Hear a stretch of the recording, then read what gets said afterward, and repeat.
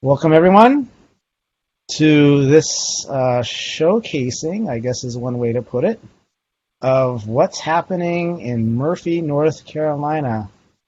The story of Tri-County Early College and how it's changing the lives of youth in a rural community. Just to kind of say a little bit about our efforts here, Northeastern University, about 3 years ago, we, as a Graduate School of Education, other partners within the university, decided to reach out to K through 12 educators across the country and beyond, as well as other community partners, industry partners, to see what we could do to support more experiential learning happening across the country.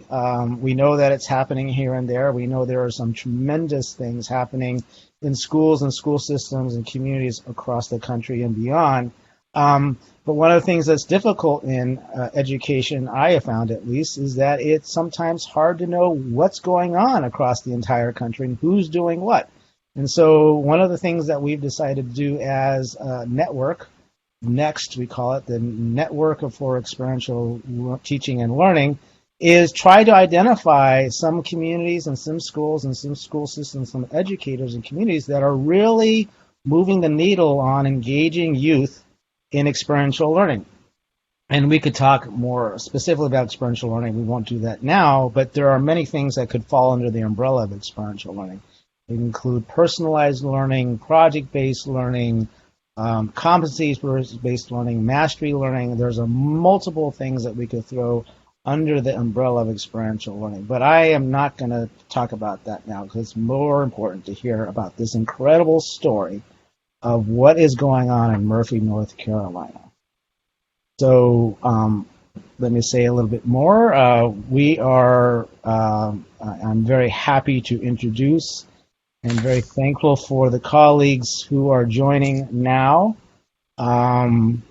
that are joining us. And if you are coming on, make sure that's a housekeeping thing for me, make sure you mute yourself so we don't get too much background noise while we're recording this.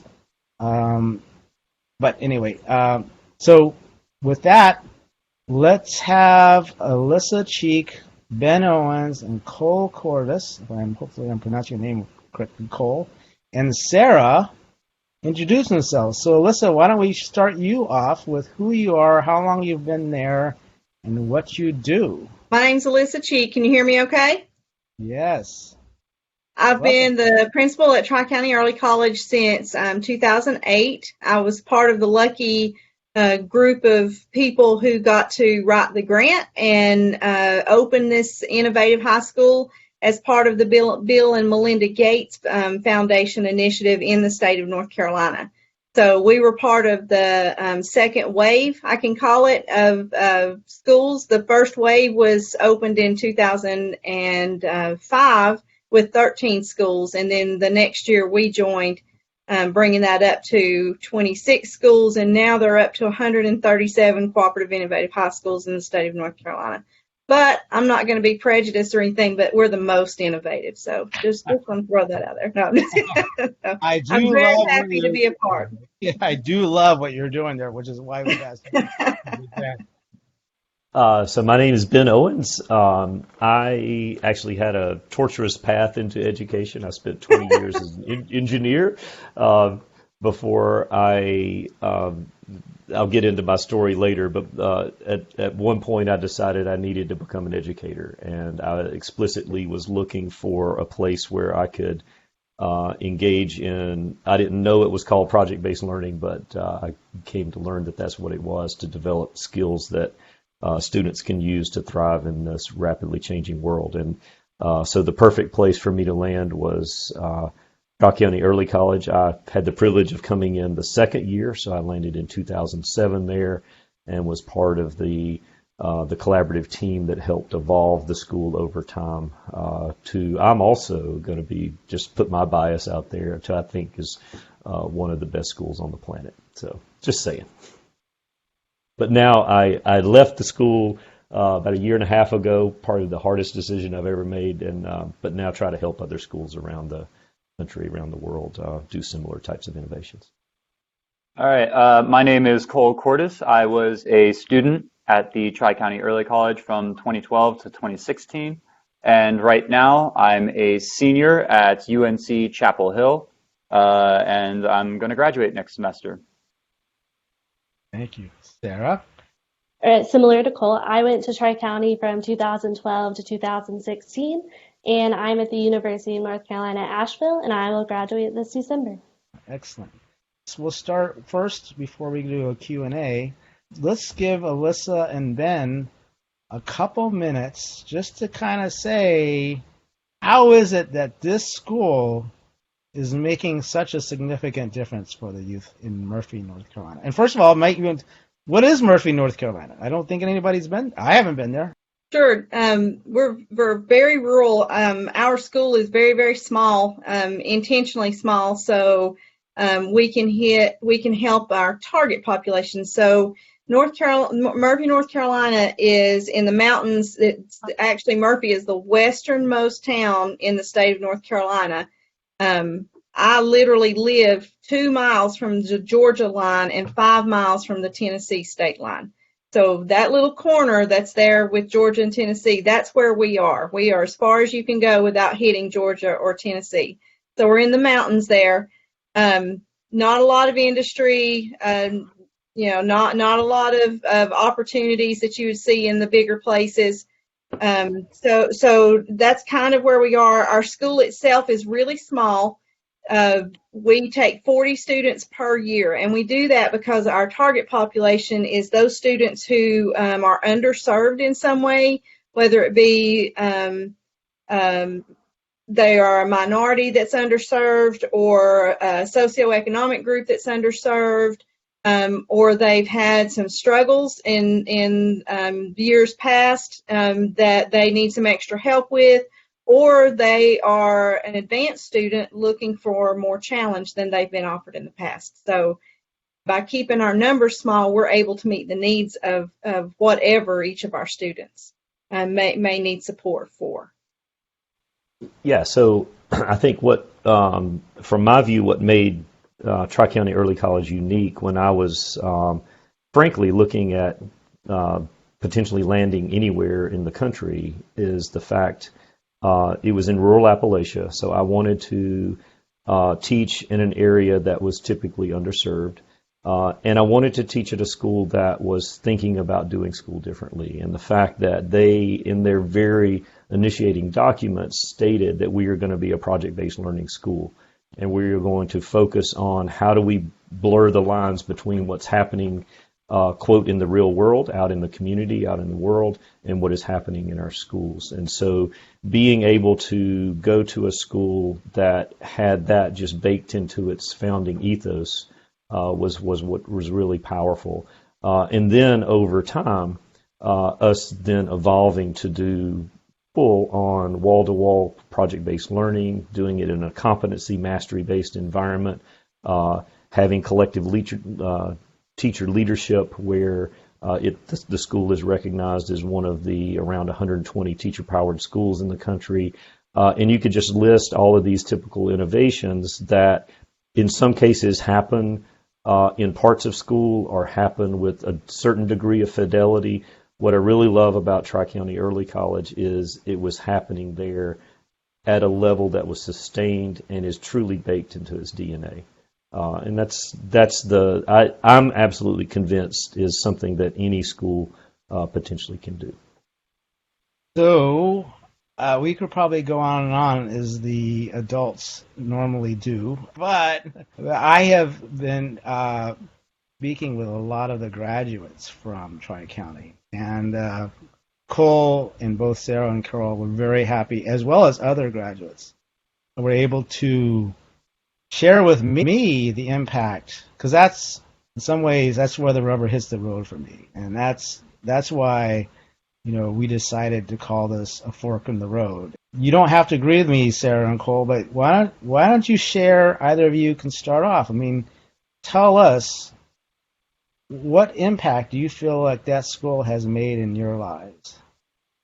Yeah, so the early college really, I think, changed where I was going.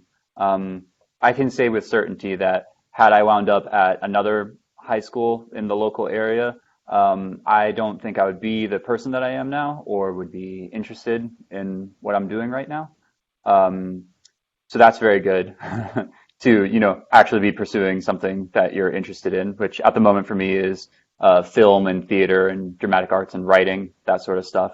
Um, so the early college created this environment which firstly got me engaged in education, which is something that had never happened to me before. I skated my way through middle school. I didn't study for any of the tests. I barely did homework, and I still pulled in like A's, maybe B's. I just wasn't really challenged at the time.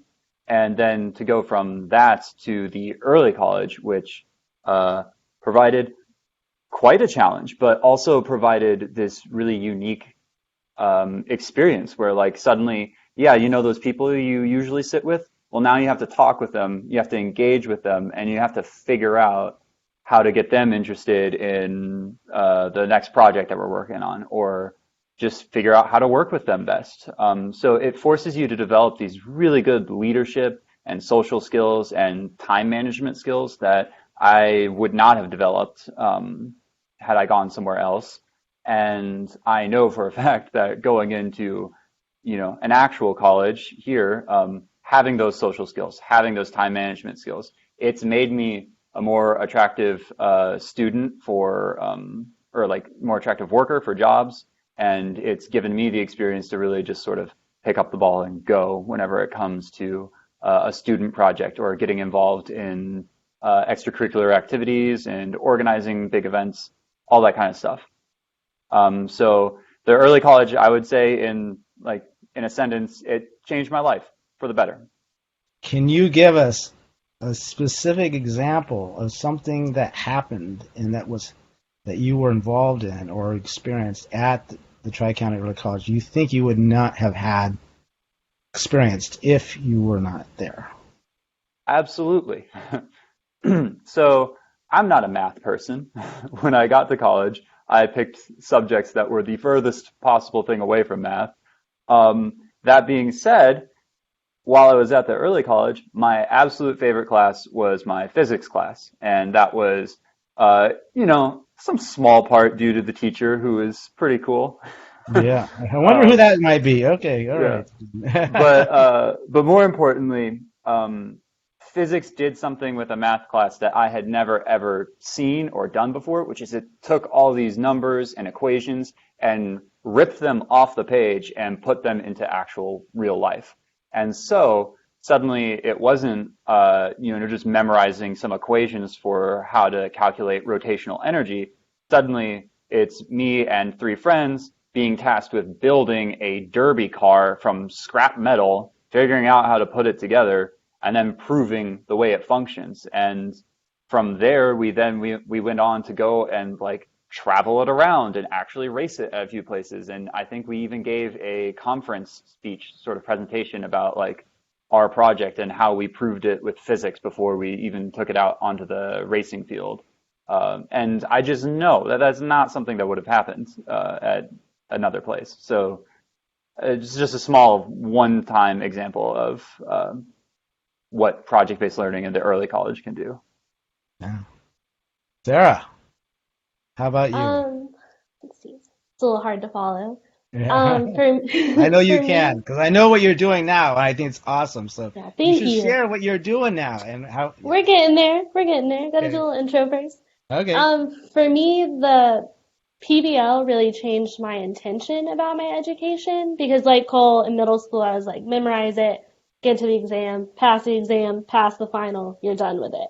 But then PBL, kind of having those real world applications, showed me like, okay, you may not love math, but there's some value to it. And that to me was really important going into college because I kind of knew what I wanted to do.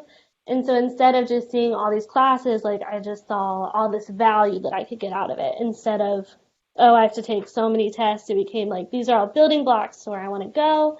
And then we got to see so many different real world applications that I think I really got a really good skill of interdisciplinary connections because I didn't just see math as like accounting, taxes. But physics, like Cole said, was driving the car and like making bridges and winning competitions and doing those fun types of things. And so that for me really changed my perspective and my intention with my education, so that when going into college, knowing what I wanted to do, I could see like value in each class, and it changed it from memorizing to, if you become good at like learning the cell cycle, you'll be better at the next class, all leading up to like the upper level classes that I was interested in and like needed to pass to hopefully get into grad school. So for me, the biggest thing was PBL really changed my intentions with school and how I viewed school. And then to give an example of something I don't think I would have been able to do, I, for my senior exit project, reached out to a genetic center and have been working with them for about 5 years. And I don't think that would have happened without the support of Tri-County, because we like build all these leadership skills for years, and they're tested, not necessarily tested, but kind of have to prove your, like show your weaknesses and talk about your strengths and do a lot of self-reflection. And so I felt that I was strong enough in my leadership skills, and I had support in my senior exit project to like go and reach out to a big genetic center, because there's not one in rural Murphy, and say, here's what I got. I'm only in high school, but can I work with you? And that really worked to my benefit, something that I was able to continue up until right now through college.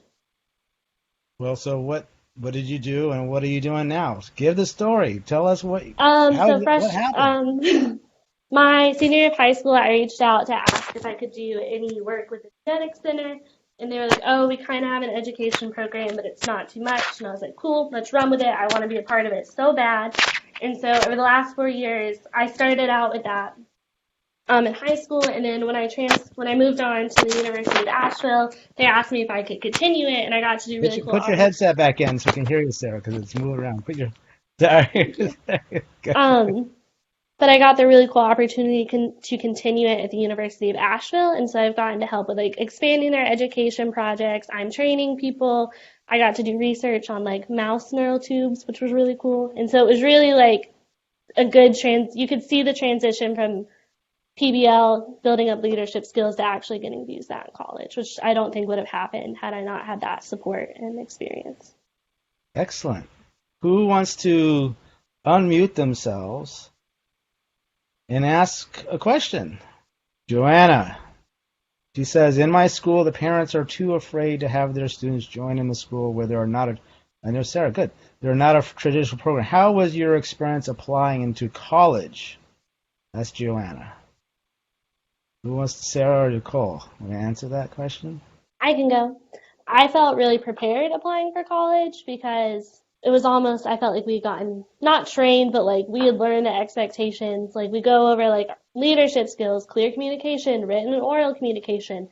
So I wasn't as afraid to put myself out there and be like, there might be a spelling error. I might not have my leadership is labeled. And then I also felt that our school was a good talking point in some of my interviews that I had to do at other schools, that I was able to say like, oh, like here's things I've learned over these last 4 years that I don't think every other student could have potentially had the opportunity to, and here's how I plan to use them at your school.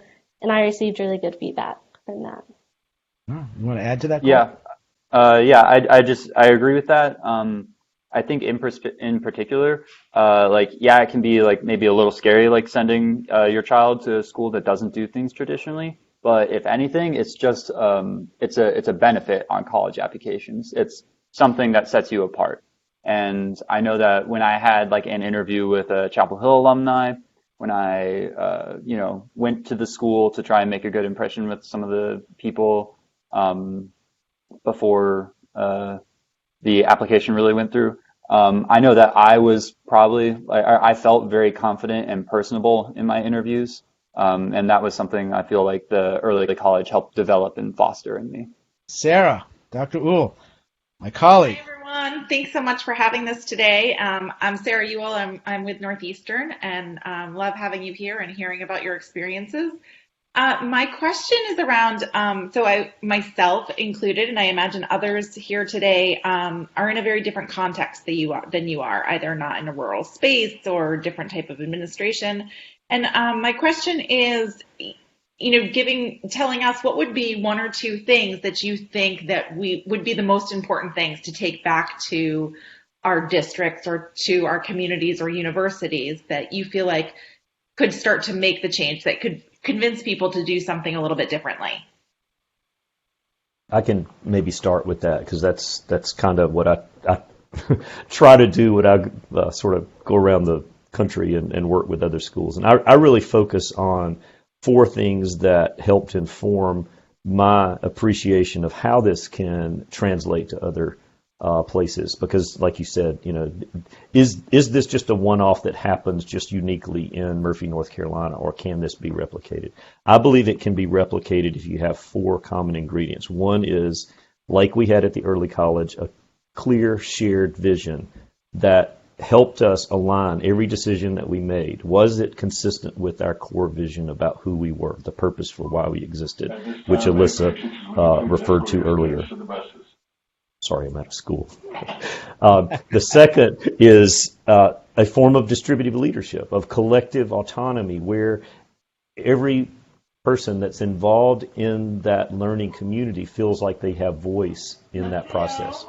The third thing would be a culture of collaboration, a deep level of collaboration between teachers and between students. It's the default thing that happens in every classroom and just helps build that collective wisdom that exists throughout the learning community. And the last thing is just this ability to say, I'm going to be vulnerable. I'm going to put myself out there so that I can learn from my peers. I can, whether that's a student to a student, or even as a physics teacher, when a student like Cole says, hey, Mr. Owens, tell me about why this is happening. And I go, I don't know, because what you just designed isn't in the back of the book.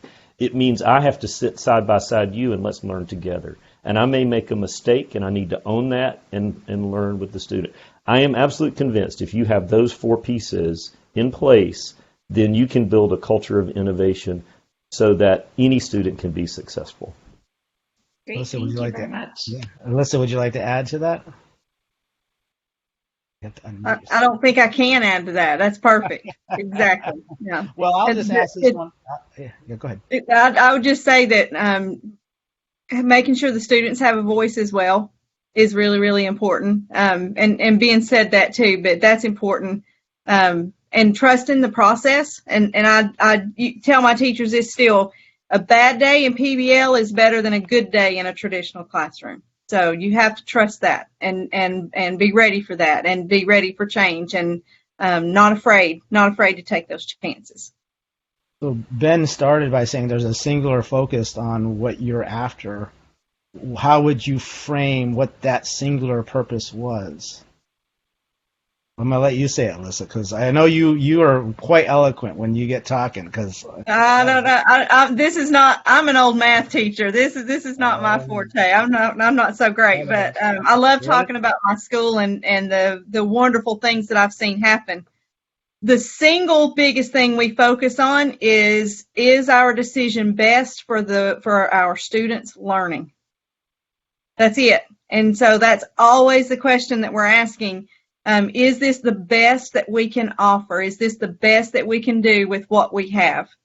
Not just is this the easiest thing that we can do to do what we have to do. The word have to do was not really in our vocabulary. It's what's the best that we can do for our students. And Ben, you're welcome to add to that any way you want to.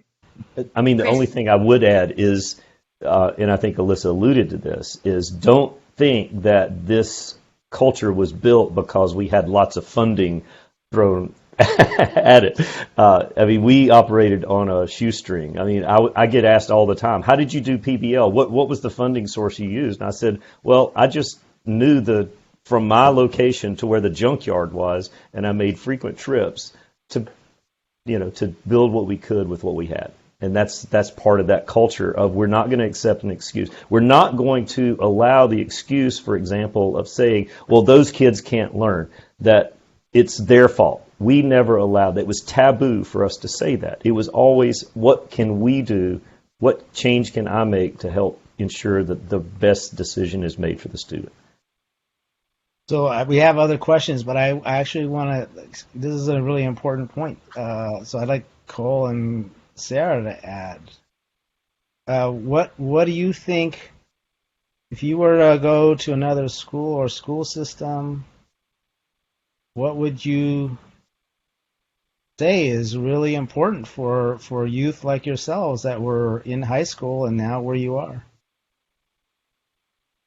For me personally, I think going from, not a small, but like a decent sized middle school and then going into the high school, I think having that teacher-student interaction in the ways that Mr. Owens and Alyssa were talking about is very important because, like up until then, especially as a kid, you kind of get into your head like, oh, they're a teacher. They're not a person. They're just like, I'm going into this classroom next, and then this person's going to talk at me for a while, and then I'll go to the next one. And so having that sort of interaction of a teacher coming at you and saying like, okay, you don't get it, but why? Is it because you don't want to learn today? Is it because like you're feeling kind of down? Is it like that you're not getting this particular aspect of it? Like what's going on here? Like that sort of attention was frankly a little startling at first. But once you got used to it, you realized that suddenly you were looking forward to being in whatever class because of the teacher, not in spite of it. I would say for me, what the most important thing was, or what would be the most valuable, was focusing on those core skills we learned, like clear communication and like leadership skills, because even if I don't remember like lots of the physics material like 4 years later, I do feel like I feel comfortable talking to adults and I feel that I can like go about those things. And so that for me was really like a foundational thing that also added on to my education, because you can be brilliant and have a 4.0, but if you can't talk to an adult, like you're going to struggle. And so I may not have a 4.0, but I am comfortable and able to like do those, like that leadership style and having that communication and like interdisciplinary perspective, I think was the most beneficial thing for me. Yeah. Chris, And, can I- sorry. Please. I'm sorry, Cole. I'm sorry. No, you're I- fine. You're fine. You go ahead first, and then I'll finish after you. Sarah just reminded me of the other big thing that I think the early college and systems like it teach students that other high schools wouldn't, is it's not only about like what you teach in class, but the early college I think also just taught us like how to learn. Like it taught us a better way of thinking about things. It turned us into more of like problem solvers and solution getters. Whereas with a lot of other things, I mean, even some of my college classes here at UNC, it's, memorization and then execute. So I think the early college taught us how to think in a more engaged and cohesive manner.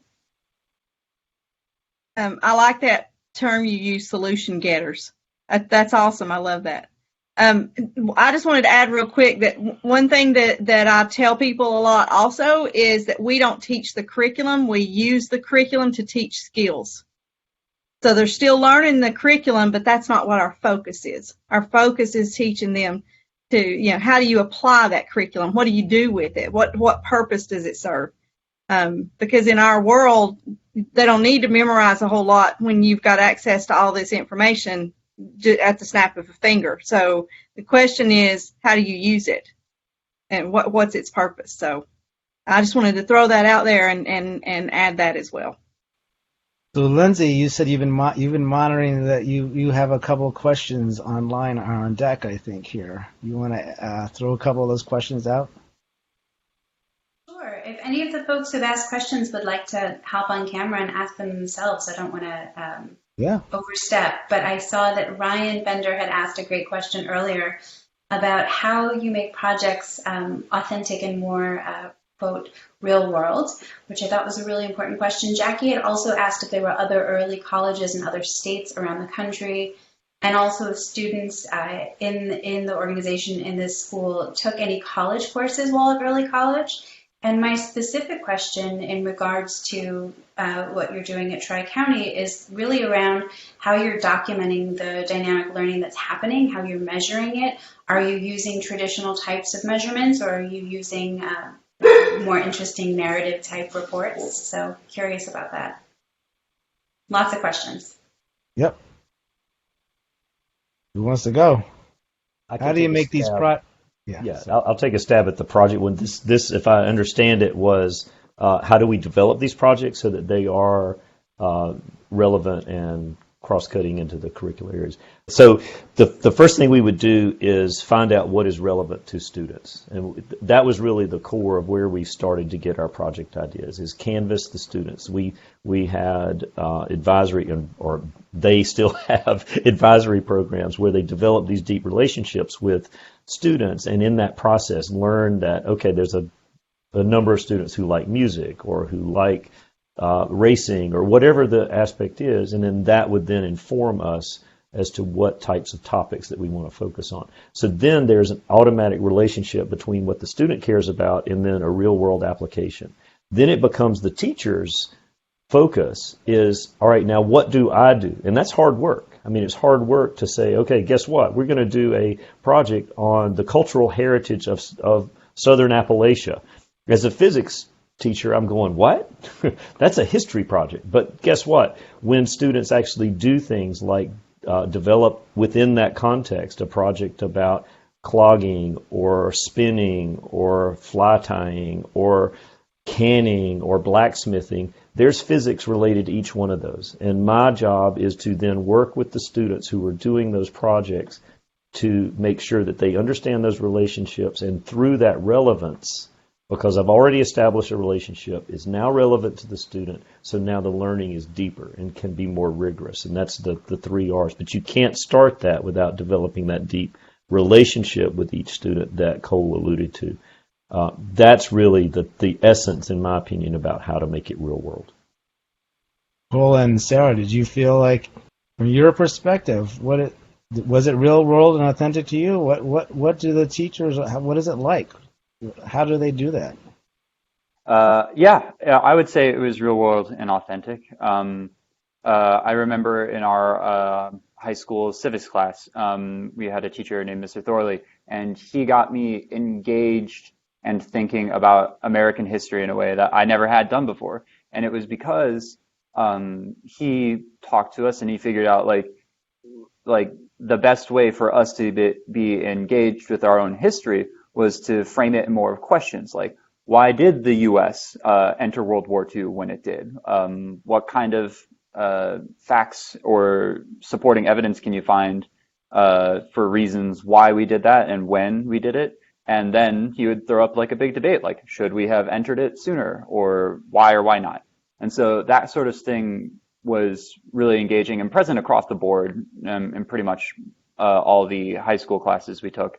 And then as to really quickly speak about taking college classes, yes, we are the Tri-County Early College, so we were also taking college classes at the same time as our high school ones. Honestly, like it wasn't that big of a shift. I mean, the biggest shift, quite honestly, was that by my senior year of high school, I started to find my college classes a bit more boring because a lot of them were still stuck in these very like teacher lecture, you take notes and then take a test. It's good training for college, and it certainly gave me the ability to take the classes that I wanted to once I got into an actual full-time university.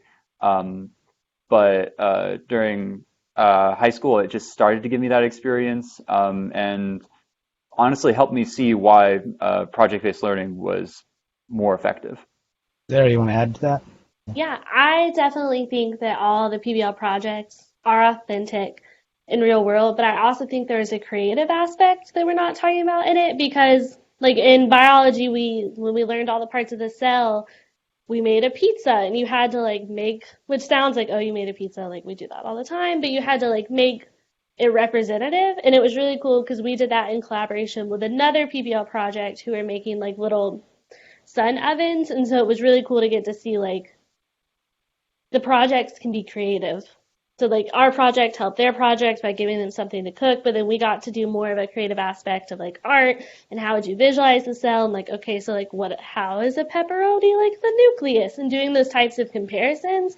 So I don't think it always has to be as simple as like math as like the same thing as like doing taxes. I definitely think a lot of our teachers added a creative perspective to it, which makes it more memorable, and why remember all these things.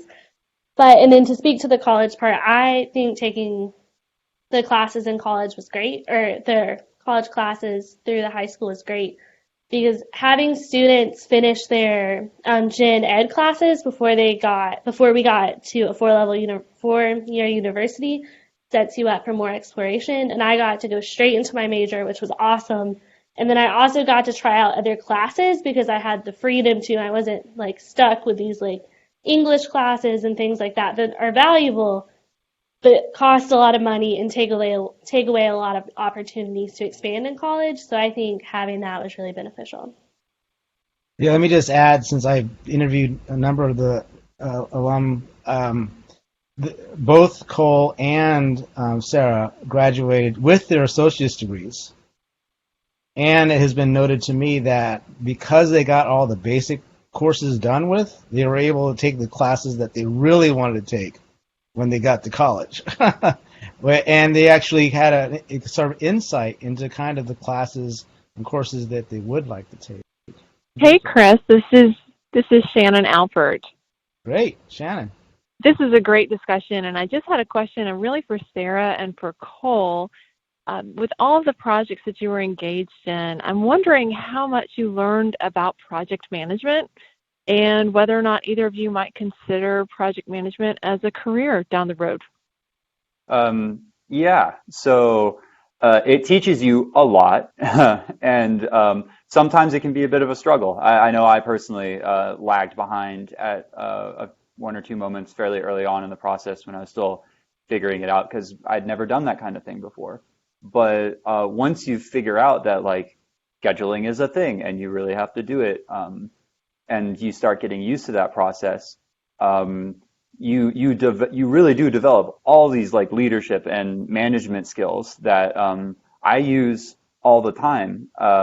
Like right now, the biggest focus that I'm doing here at Chapel Hill with my studies right now is I'm in a position where I'm able to start directing some short films, and that is so much management. Oh my gosh, you have to figure out, all right, when are all my crew, actors, and et cetera people's availability? What days can we shoot? Where do we need to be to shoot what? How can I get these people to understand my vision for the process and get them to execute it? How can I encourage them to put their own twist and flair on the project? How can I talk with actors to really help them understand the scene and get them to deliver what I liked? So you do learn all of these really, really important project management skills. And I know that directing is something I would love to be able to do for the rest of my life. Sarah, you want to say anything about Yeah. I think the skills that we learned are so valuable, but I wouldn't necessarily say I see them like going into a full career in them, but I see them built into each thing that I'm doing. Like I can identify those skills very distinctly that we learned in the early college and everything I'm doing. Like working at the genetics center, I learned I am not the leader. I'm not the most qualified person there. And so I like learned a lot, especially from group projects, like taking stuff back and how to ask questions, and just really, I don't necessarily, like to answer that question, I guess, I don't see it as something I want to fully go into, but I see it built into everything I've done since the early college for sure. Great. I want to get to a couple of questions. One is around whether PBL and the skills that are required to be able to engage young learners in PBL. You know, do you feel like PBL the things you did in high school could be applicable and useful and doable in the younger years? So that's a big question. And also tying that to another question, which was that PBL seems to take a lot of time. How do you balance these meaningful projects against the time constraints of a typical school day? I'll take the first stab at that. I absolutely think that what we've been talking about obviously is focused on a high school context, but the core elements of project-based learning, which starts with it's rooted in an understanding of a deep level of understanding by the teacher in the standards, in the success skills that they want. And so you have to have kind of end in mind. You want to ensure that what you are doing is focused on building deep skills for those standards for those things that we're after. So the critical thinking, the problem solving, the collaboration, etc. But also the things that we are obligated, because most of us teach in an environment where we're held to standards, either math or history or English. But then building a project around that core with authenticity, with a critical question that drives the whole process, with opportunities for students to express their voice and choice, with opportunities for students to reflect on what they're doing, to critique each other, critique their work, critique their peers.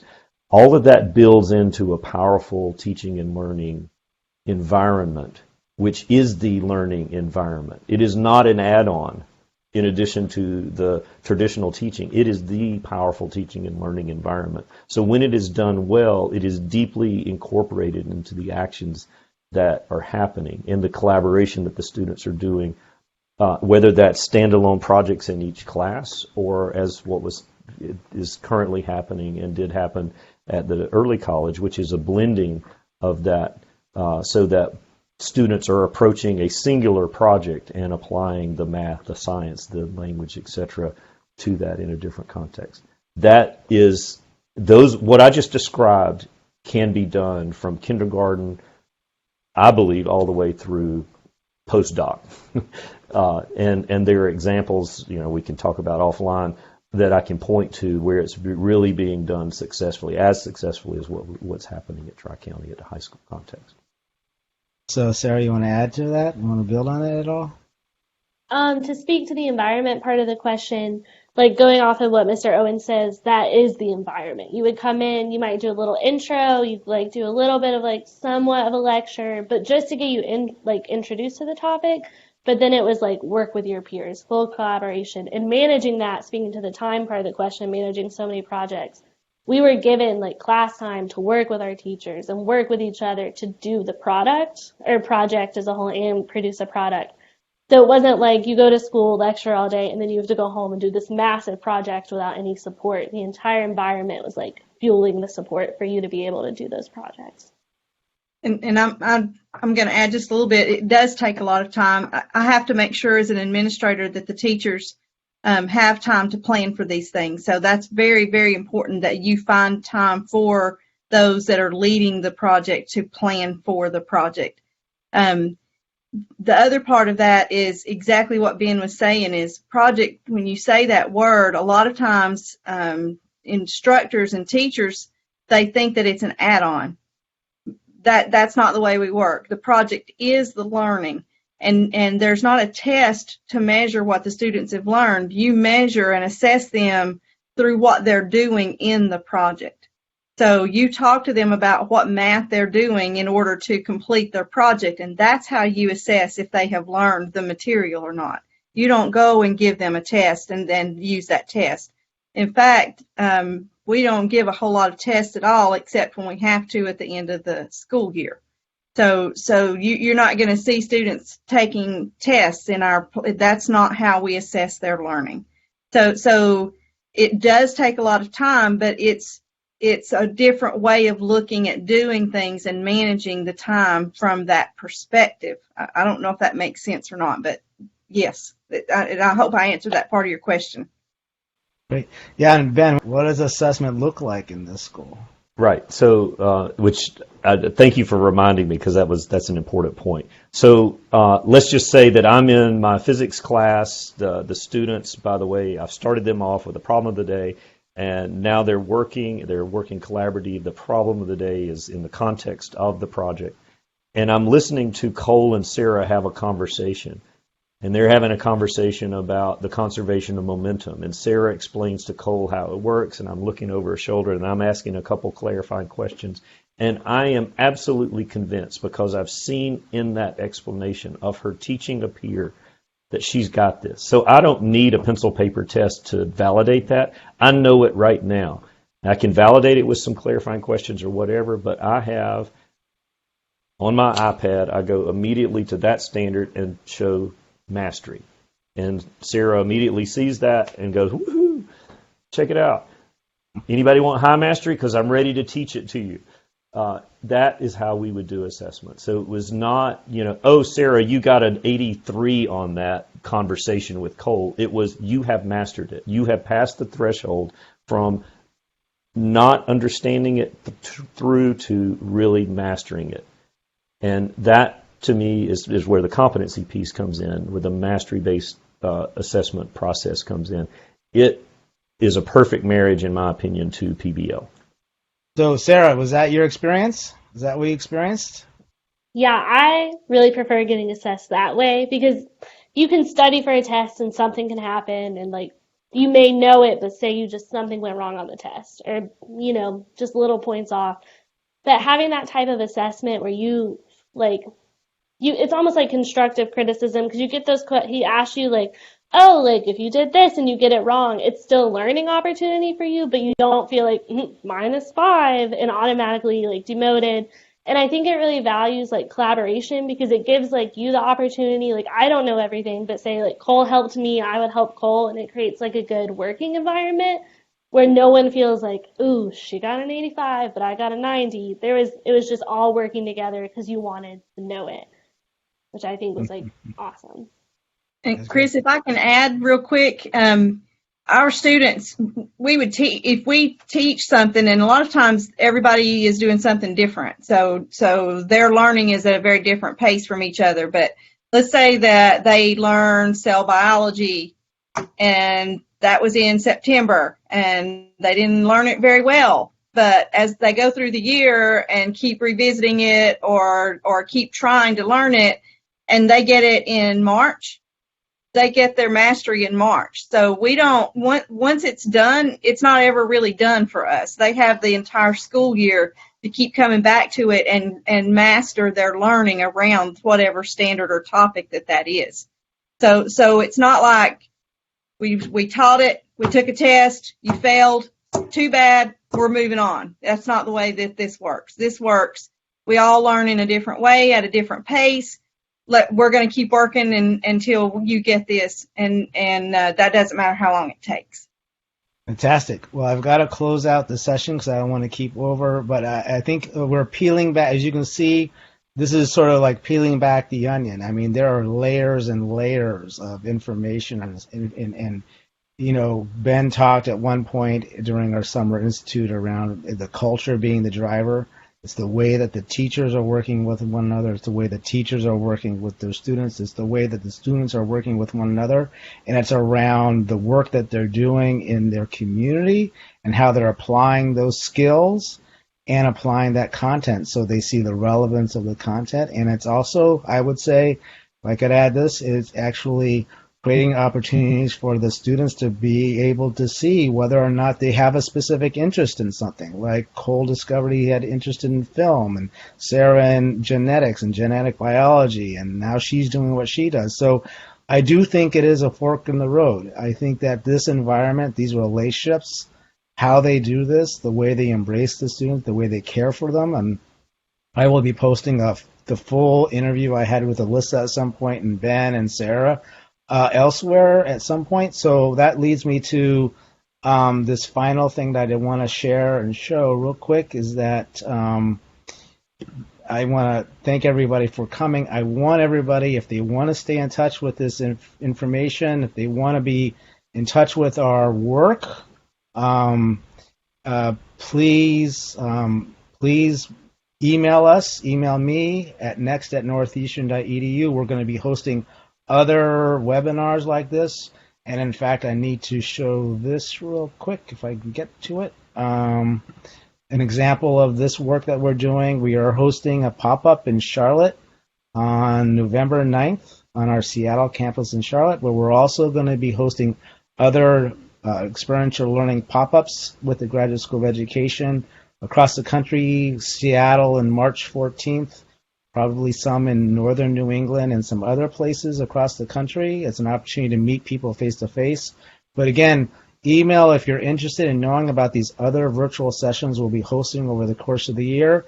And we have a online platform for people to connect specifically around these topics. And, for example, the Tri-County And if you email me or email the next@northeastern.edu, I can send you information specifically on how you can access those other platforms that will have more information around the incredible things that educators are doing across the country, like in Murphy, North Carolina. And the reality is we can't get everywhere and everywhere and be everywhere and go everywhere. We've got busy lives and we don't have the monies to get on a plane. So we're hoping that this will close the divide and open up the window to see what other educators across the country are doing that are really doing this incredible work, for youth. So I thank you all. Sarah, I see. Did you want to say anything, Sarah? Are you coming on? You want to say anything? No? Sarah, no? No, thank you, Chris. I just wanted to come back on and say thank you to all of the participants. It's really wonderful to hear your story. Yes. So appreciate that. Please be in touch. Email me or email Next. There's going to be more sessions like this. We're running these virtual sessions across the country, face-to-face as well. And we're really just looking to connect educators from across the country so that we can learn it with and from each other to really do the best thing that we can for all youth, which sounds like is happening in Murphy. Thank you all. Thanks, Thank everyone. you, Ben. Thank you, Cheers. Alyssa. Thank you, Sarah. Thank you, everyone else, for coming. Take care. See y'all.